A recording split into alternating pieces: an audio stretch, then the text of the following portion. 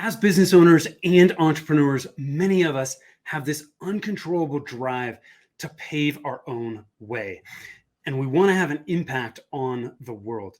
We answer the calling, and sometimes our personal lives and well-being aren't prioritized.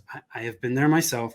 What's easy to overlook is the personal side of our lives can be what's holding us back professionally. And that's when a life coach can be a huge asset. But how do you know when a life coach is something that you need, and how do you find the right one? Our special guest today has all the answers. I cannot wait to dig into this.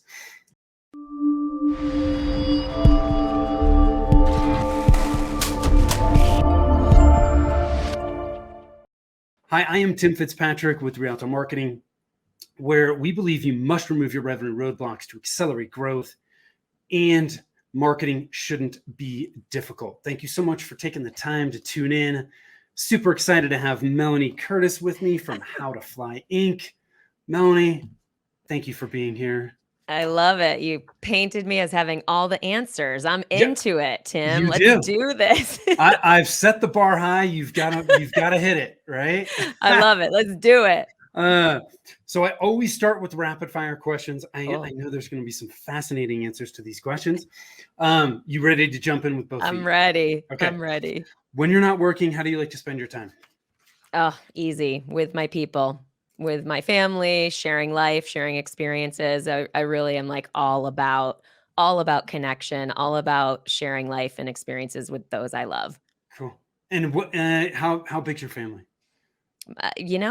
I'm going to my second cousin's wedding in a week. So it's like my extended family is huge, right? Okay. I have also siblings that I'm really close to, and my parents, get to visit them. They're not too far from me. So yeah, I'm very lucky that a lot of my family is healthy, is relatively accessible to me. I can drive to them, and we're also quite close, and it feels like a healthy family dynamic, which is actually probably something we'll talk about today as well.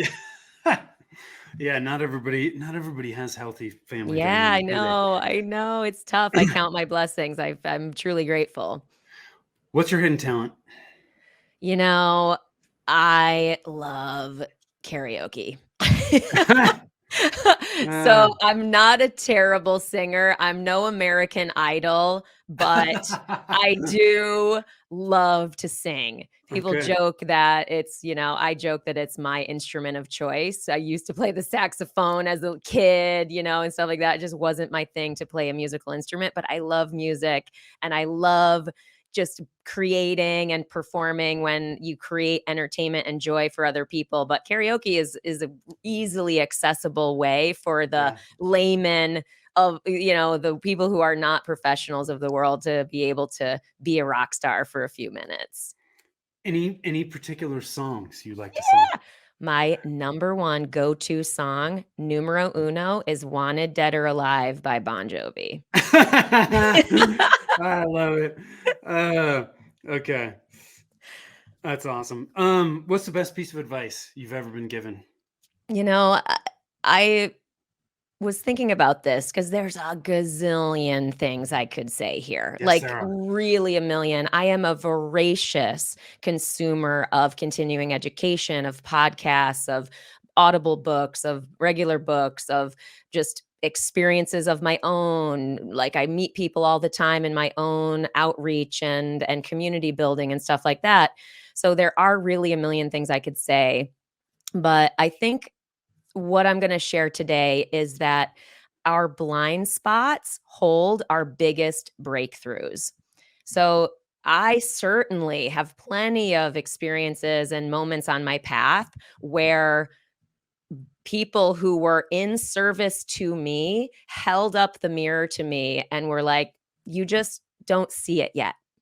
And that can feel really confronting, but it's like when that happens now, I'm able to go, oh, I can't see, I don't know the answer. There's this tone of the unknown. There's this tone of discomfort and potentially fear and all this stuff. And now I sort of get excited about that, because to me, I now see it and feel it and know it as an opportunity for my own growth and transformation and elevation. Yeah, I love that. Because if you don't know about it, you can't do anything about it. Yeah, So, exactly. um, yeah, that's a great one. What's one thing about you that surprises people? It's kind of more in the comedy lane. I am a huge Weird Al fan.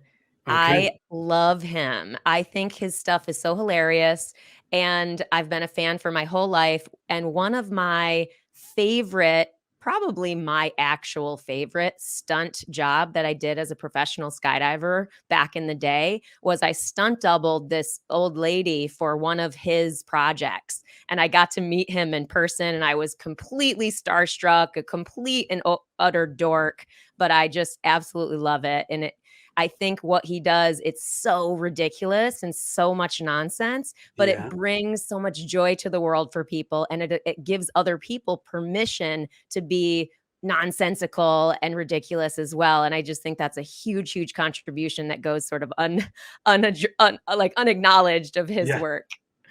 Now, you touched on this too a little bit. People that don't know you, you're a huge skydiver. Yeah. What? Mhm.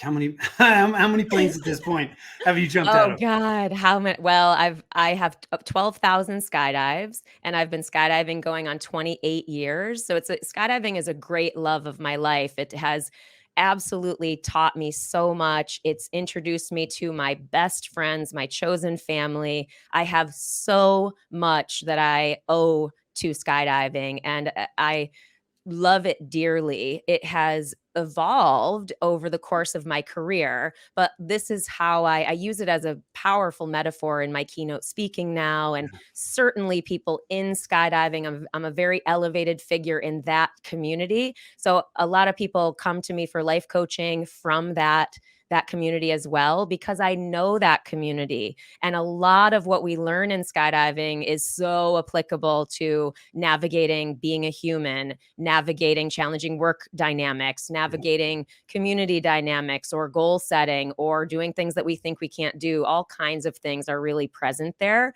that are very much in service to a growth oriented person. Yeah. So okay, so 12,000 jump. That's a lot.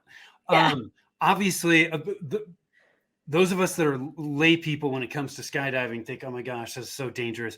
right. Obviously, it's not. There's a lot of safety precautions there. My guess is jumping out of an airplane with the parachute is much safer than some of the things that we regularly do in our day-to-day lives. Is that the case? Yeah, I mean, you hear that all the time, that it's safer to jump out of an airplane than to drive your car to the drop zone, for Right. example. And it's just like anything else. Skydiving is just like anything else in the sense that all it takes to do it, and to do it safely, is education, is persistence, and your willingness to build skills, Yeah. your willingness to take small steps through things that are challenging, through the all of the voices in your head. And here's the thing too, is the other side of that coin is that skydiving is absolutely not for everyone, and that's okay too. Right? Yeah. There is absolutely a mortal danger piece to skydiving. So Right. if that is too much for someone, that's fine. Yeah. Right? But I have this very interesting relationship with fear now, because of how many times I have met it, both in skydiving scenarios. But for example, how I use skydiving now, it's more of a vehicle for elevating women, championing women in male dominated spaces, using it for more of a social justice vehicle to capture our large media and do those types of things. Where I get nervous is not necessarily the skydiving, but it's making sure I'm speaking true to that purpose, making sure I am showing up as my full authentic self in front of 20,000 people in a stadium. Like that's where I sort of get pressed into my envelope. But that too, you always have to meet every single skydive with real and true humility, because at any point it can hurt you, Right. so you really have to pay attention. And so there's a lot embedded in the whole experience, whether it's the large professional experience I have, or whether it's you as a young student in a sport that you're trying to grow into. What's success mean to you? Yeah. I am a people person. I love people. I joke that the people I don't like, I like.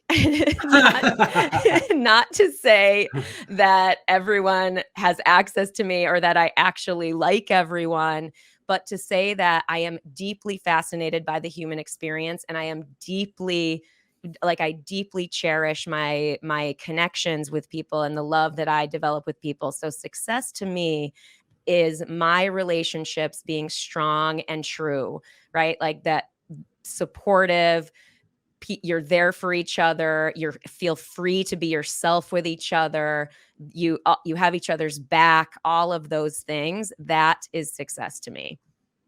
Where's your happy place? My happy place.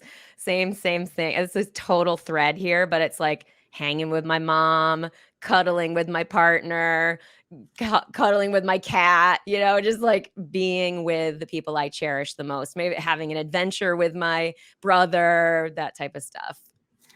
What qualities do you value in the people you spend time with? Yeah. It is real and rich conversation because you cannot, I mean, that's one of the things. Of course, it's many things. A lot of what I just listed about my relationships being real and rich and true. But you can't really connect and you can't really be with people if you aren't willing to have real and rich conversation. But you also need to have fun and make jokes. So like I really appreciate people who can wax and wane between those two poles. You know what I mean? Where you can Yeah. really connect deeply, but then you can make fun of how ridiculous it is to be a human being and how Yeah. hard it is. Like that's so necessary. And this is very much will show up in our later conversation about coaching, because Yeah. those things are extremely important to make a space feel safe. And so I want that for myself too. I don't want to just provide it for other people. Yeah. So tell us a little bit more about the types of people that you're working with coaching. Yeah, yeah. I mean, listen, the way that I tend to talk about my coaching is that I help people with fear and feelings, which sounds very, very basic and simple. And of course, that's not all I do, but primarily it's people like me, super high achievers that have spent a large amount of their life sort of trapped in the prison of that type A, I have everything under control thing. Like it's very painful inside that armor. And so I help people start to understand that armor and why it would be there and start to access that softer center, which is really the only way we can elevate our results in terms of leadership, influence, in terms of our own fulfillment, and all of those things. So it's really that those type A people that are finally saying, I don't know how to figure this out. I don't want to talk to someone who sounds like a hashtag life coach. I want to Yeah. sound like a normal person, right? Who says the F word and Right. is normal, but also has a fierce authority in this subject matter, in holding this kind of space, and also has experience that backs it up. So that's basically what my career in skydiving has done, but also my career in business as well. So one of the things we talked about when we first connected, I want to start this conversation about life coaching with this because I, for one, had always wondered this, and you put it so eloquently and just simply. Yeah. What is the difference between a life coach and a therapist? Yeah. And for the record, I'm not a therapist. I'm not trained at that level. Certainly, the conversations in our coaching space go to those deep places. The way that I like to distinguish coaching versus therapy, because I've absolutely done therapy myself personally, Yeah. I highly recommend it. It's absolutely a piece of the support system wheel for people who are looking to grow and heal.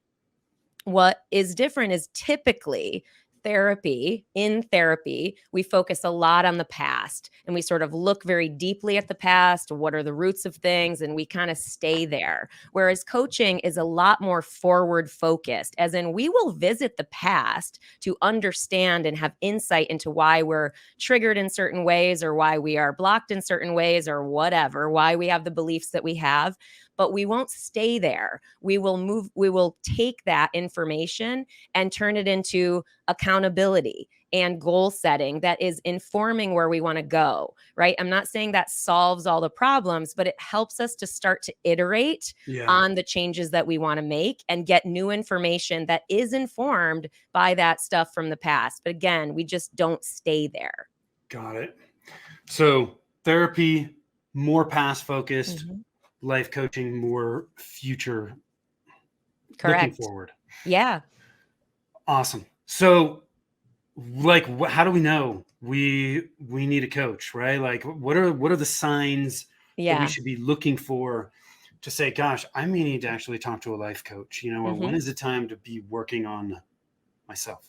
Yeah, for sure. Well, I mentioned it briefly. I mean, a very easy trigger clue is that you are feeling fear in some way, or you are feeling feelings that you can't figure out. Now, sometimes this is a therapeutic thing and you will need to get a therapist, but that's something you can also you can work with life coaches at this level. So those having feelings that you can't figure out, when you've tried all that you normally do and it's not working, right? And this is the thing about the type A people that I work with, is that we're very capable. We are extremely capable. We're highly resourceful. And so that there comes a time when you're like, dang, I've like really like I've tried so many things. Like, what Right. am I missing? Right? Those are usually the times when bringing in an outside person who has the skill set to look into your blind spots, to shine a light into what you might be missing. That is what and why you would bring a person like me in. So you've tried everything that you normally do and it's not working, right? When you're having a consistent challenge that is not rectifying, right? Those types of scenarios. Usually it's when people are in a challenge of some kind. The other time, and this is not usually when people do it, but it is a time when people can do it, can hire a coach, is when they're ready to invest in themselves and their growth, right? Because when we have a teammate, sports teams do it, the best and biggest leaders do it.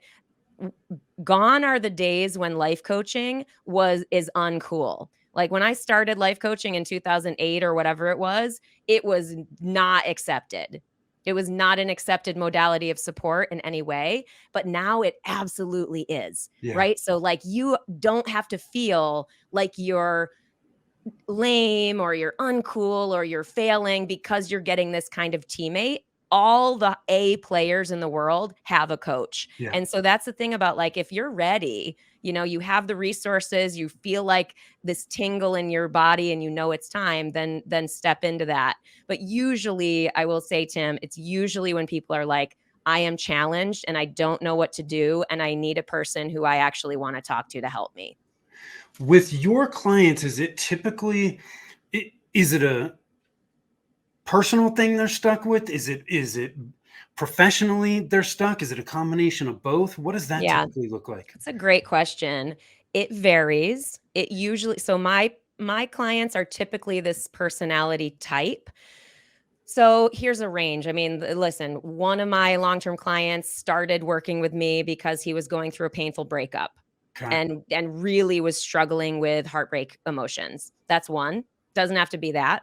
Another person was really struggling to get his staff to buy into the way of working that he believed was going to help his business grow. So that type of influence, connecting with your employees and learning what it's like to have support as the person who's at the top. They say this a lot in entrepreneurship and business, that it's lonely at the top, and it is. Right? You're the boss. Nobody is going to be as bought into your business as you are. It doesn't matter who they are, how awesome, how much they believe in you, how much they love the business or believe in the purpose. It is rare to find someone who is bought in as much as the owner or the founder. So that's something as well, that to have that kind of support. And it also is stuff like, man, I'm ready to be a CEO. I have all the skills. I have everything. My resume is stacked. Why am I still number two? like that type of situation as well, because that requires a person to go, I got to be brave enough to look at the really tough things about myself that I'm not acknowledging. Got it. Yeah. Yeah. So just in general, I'm stuck in some way, shape, or form. So let's say I get to that place and I'm like, I'm ready for this. I need a coach. There are like so many life coaches out there. Right. How Yeah. how do we find the right person, and Yeah. somebody that's going to be the right fit? It's a tough question. It really is, because yeah, I could say Google and find the 8,000 gazillion life coaches out there, Right. but that I don't think is actually the way to go, because then there's just a ton of like, do I like this person? Do I know what they have to say? How can I trust them? My first piece of advice is to ask your network and get a trusted referral. Somebody who has actually worked with this person, who understands how they work and how they have actually impacted their life experience and the problem that they brought to that coach, right? So that is the biggest thing, is that trusted referral. If you don't have that, then yes, absolutely do your research and do searching and see what resonates with you. Like, it's really important that you feel a sense of connection and at least interest with the person that you're hiring, right? Try to like them. And I mean that, like, because you will ultimately, if you're really doing the work, you will ultimately want yourself to go to those scarier places in the work. If Yeah. you don't like the person, if you don't feel safe with the person, if you don't feel like you can open up with them, then you won't go there, and you will only get as much out of the work with that particular coach as that level, as the level at which you go deep. Does that Yeah. make sense? Yeah. So Yeah. when you're, that's the thing, like when you're doing your research, you have to really read what they write. Is it at the level of depth that you think you want? Do you have a tingling? And again, is your intuition firing? Is this person a fit for you? So like, listen to those cues as well. And then the third thing I would say is, if you're going to have to try people. They say this in therapy a lot as well, that you don't always get the right fit the first time you try it. So Yeah. you might really think a person's going to work well for you, and they might, but you might grow out of them, right? And need something else. Like one of my long-term clients, I often say that, is that part of my job is to work myself out of a job. Right? I Yeah. want my people to move forward from what they come to me with.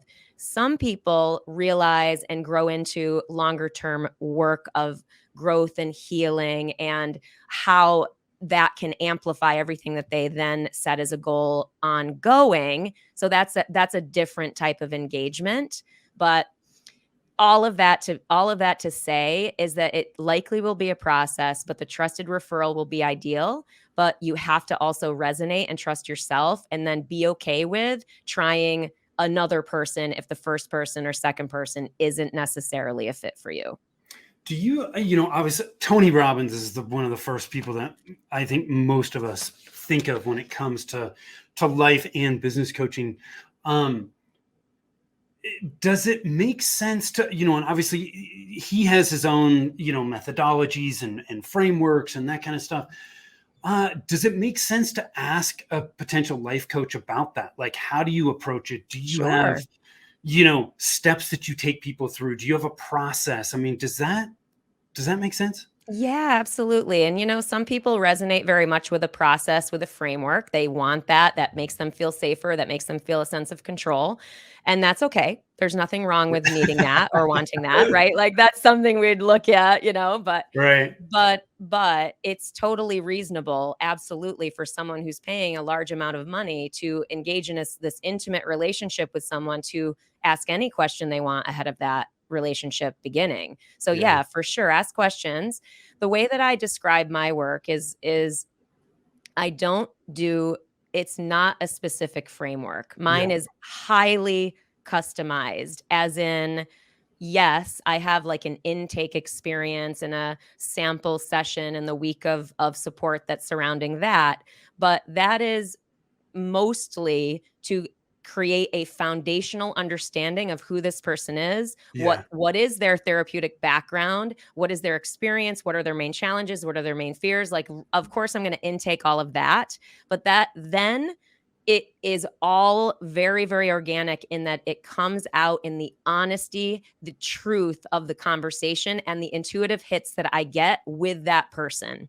Right. And Yeah. that's the thing about, and not saying, oh, it has to work with me. Like, I'm sure there's plenty of coaches that do that very well. But, Yeah. but that for me and my experience over the last 20 years or, nearly 20 years doing this, that is where the real value is. But that only comes once you've built trust by creating the non-judgmental space, Hmm. right? Like I am wildly, rigorously, relentlessly non-judgmental.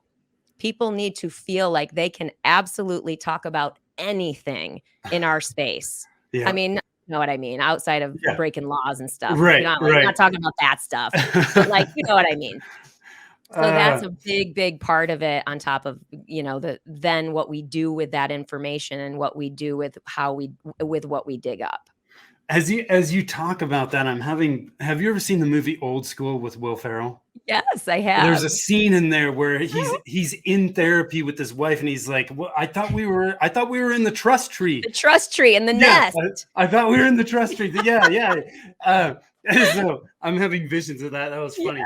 Um, so you get a base, and then you kind of let things go flow where they're gonna flow. Yeah. Well, and also part of my job, and I mentioned being sort of relentlessly continuing my own education. If a client mentions something to me about something that I don't know much about, I go learn about it. I go read articles, I go watch videos, and it's not that I need to be an expert at what they're about. It's more that I'm their teammate in Yeah, exactly the way that they need. So that's the whole like why I say it's so custom yeah, is that it's the power of life coaching comes in the details of what people share with you, both emotionally and logistically and relative to their actual physical results based goals. So it's relational, it's goal setting, it's all of those things wrapped into one. And I'm the teammate that they bring in to help yeah. them do all of that. Got it. Okay. Do you utilize any of the various personality profile tests that are out there? I don't. I trained at IPEC coaching. So this is back in the day, like I said, and they do an energy leadership. They have an energy leadership assessment, which I do occasionally. Some people get it when they buy a bigger package from me, and it's cool. The reason I say, I mean, I'm not trying to downplay it, but more Yeah. No, I was just curious. it's a tool.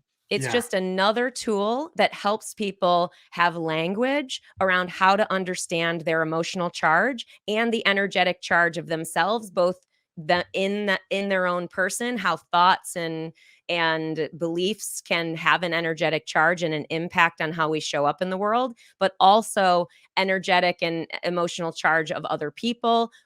And we get language in order to be able to talk about that more easily. Because how many times have you met a person that's like, I don't know what I feel? Right. You know what I mean? That's a very normal thing to say. And then you get the feelings wheel and it's whoa, too many feeling. I don't know which one. Maybe the red zone, right? So we Yeah. need to give people access to these tools and see what lands for them. Yeah. Some people use the energy leadership language for the rest of our time coaching together for the rest of their lives because it really helps them. Some people do it and they never talk about it again. So it just really depends on the person and what's going to help them. Yeah. How often do you typically meet with clients? I started in my earlier days coaching meeting with people once a week, and I think that that is a great cadence for somebody who wants to go for it.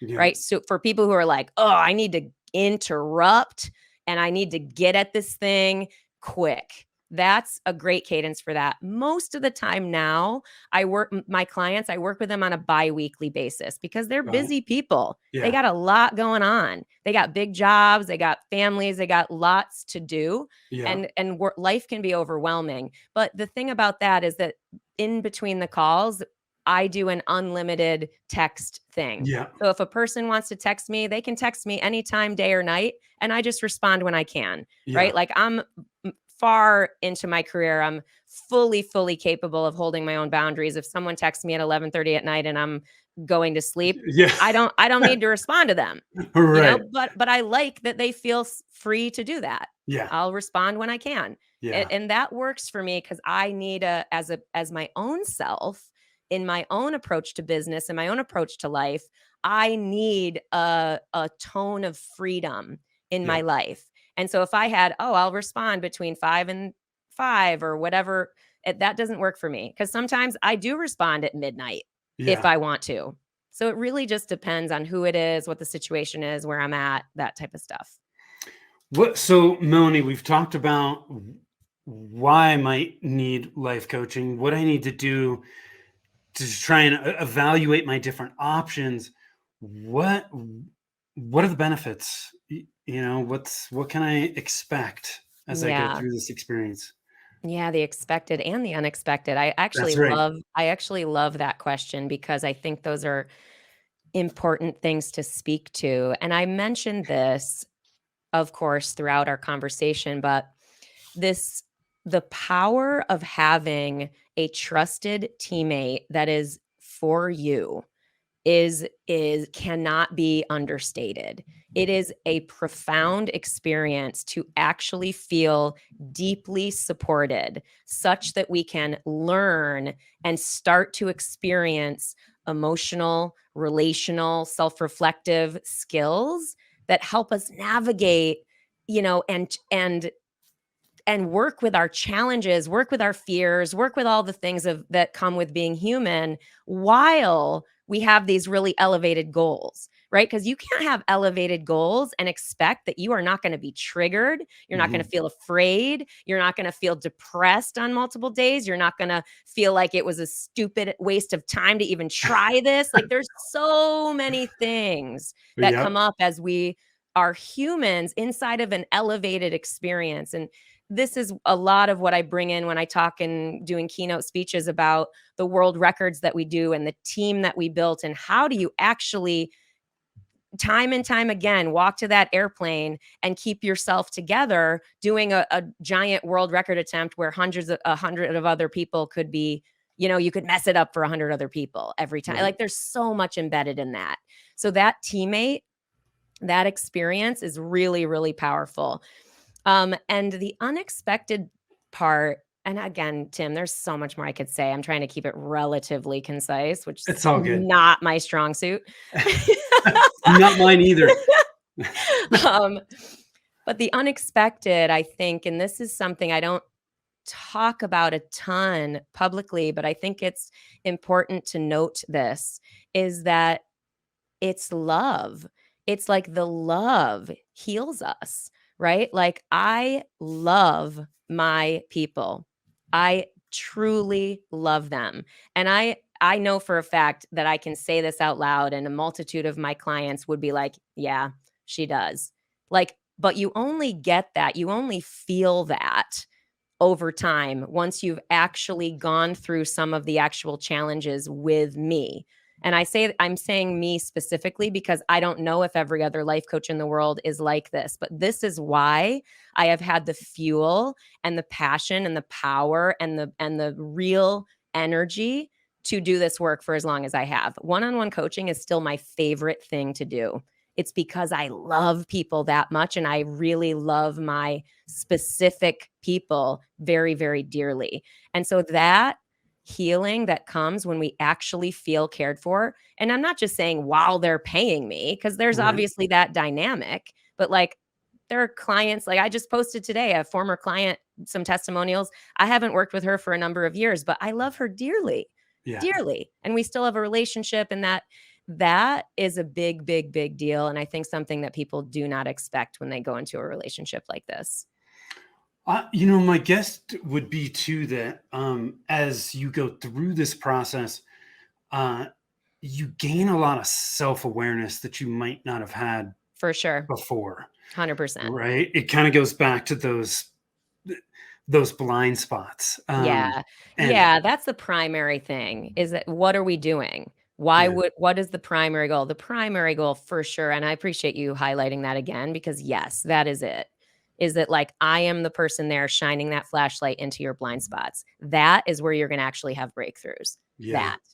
Right? And I'm the person who's safely and supportively holding you accountable to doing the things that you are afraid to do or doing the things that you are resisting and working with you through that resistance. Maybe you want to do it, maybe you don't. yeah, Why are you not doing it? Let's talk about that. It's not that right. you have to do everything, but why aren't you if you said you were going to? Those types of conversations are very important as well. Yeah. I love it. Any last minute thoughts you want to leave us with today, Melanie? Oh, I'm just so thrilled. I appreciate you sharing your platform with me, and I appreciate everybody who took the time to listen to this. Absolutely, of course, reach out. I am a keynote speaker, and I work with people on fear and this notion of our full humanity and how are we navigating that in the workplace and elsewhere. And of course, reach out to me for coaching if I resonate with you. Yeah. Well, I can say I've connected with you twice now, and your energy is it's infectious. So, Oh, um, yeah. So, thank you for taking the time. Go to melaniecurtis.com, or you can connect with her over on Instagram. It's at melaniecurtis11. That's 1 1. Um, so, thank you, Melanie. Those of you that are watching, listening, I appreciate you doing so. A little bit of a departure from what I normally talk about, which is on the marketing side of things. But just like the airplane mask coming down, right? We aren't going to do a good job of taking care of our business, our family, if we're not taking care of ourselves first and foremost. So absolutely. That's the ticket, thank my you, friend. thank you for shedding the light on that. Those of you can always connect with us over at rialtomarketing.com, which is RIALTO marketing.com. If you want to know which of the 9 revenue roadblocks are slowing down your growth, you can do that over at revenueroadblockscorecard.com. Takes less than 5 minutes to get your customized report, so go check it out. Melanie, thank you again. Thank you for watching, listening. Till next time, take care.